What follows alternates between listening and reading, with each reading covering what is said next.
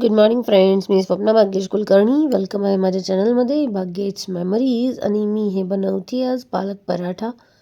तुम्ही तर जाणताच, लेकरं आपले पालकची भाजी बिलकुल कशीच खात नाहीत.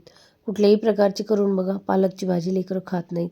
मग पालक तर लेकरांना त्यांच्या पोटामध्ये गेला पाहिजे, कारण की पालक हा खूप रिच सोर्स आहे कॅल्शियम नाही, आयर्नचा. सो आयर्न लेकरांना लागतं. वाढत्या वयामध्ये सगळ्याच गोष्टी खाणं गरजेचे असतात. तो मी बनवत आहे पालक पराठा. बघा तुम्ही माझी रेसिपी पूर्ण आणि सांगा. तुम्ही बनवून बघा आणि मग सांगा कसा झाला होता ते.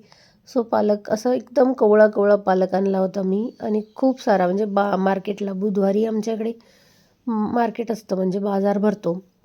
कवळा कवळा पालक आणला होता मी, आणि खूप असा टेस्टी पराठा बनलेला आहे. बघा, रेसिपी तुम्ही बघून नक्की अशीच करा. लसूण वगैरे सगळं, तीळ, ओवा, तिखट, मीठ व्यवस्थित अगदी छान टाकून, तीळ भरपूर टाका. तीळ पण खूप गरजेचे असतात शरीरासाठी.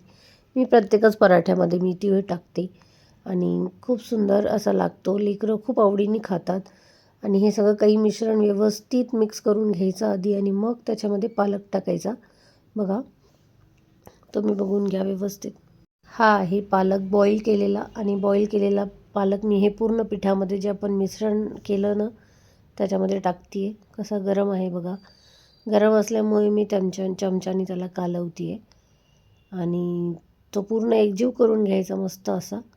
बघा कसा दिसतो, हिरवागार एकदम. नक्की करून बघा तुम्ही. आणि मग त्याला मस्त असे छोटे छोटे गोळे करून लाटून घ्यायचे.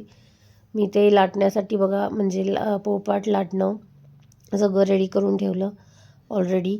आणि मग त्याच्यामध्ये तेल आणि तूप 2 वाट्या आहेत ह्या. तूप जे आहे ना, तो वरतून लावायचं, आणि तेल जे आहे ना मध्ये भरायचं. म्हणजे मध्ये, आता हे जे लावते मी, ते तेल लावते. मग तेलावर थोडंसं पीठ पसरवायचं, आणि त्याला एक अशी फोल्ड करून घ्यायची ट्रायंगल शेपमध्ये. जेव्हा तुम्ही फोल्ड करता तेव्हा पराठा चांगला फुलतो. असं फोल्ड करून घेऊन पराठा लाटायचा. मी पोळी पण अशीच लाटते, कारण की ते असं फुलला पाहिजे, फुगला पाहिजे. सो बघा पराठा कसं फुगतोय आता हळूहळू. आणि मग मी अशी हे बनवून लेकरांना टिफिनमध्ये दिले होते, आणि टिफिनमध्ये दिल्यानंतर सुद्धा ते घरी आल्यावर सुद्धा पराठाच मागतात, एवढा टेस्टी होतो. सो तुम्ही नक्की करून बघा, लेकरांसाठी खूप इम्पॉर्टंट आहे.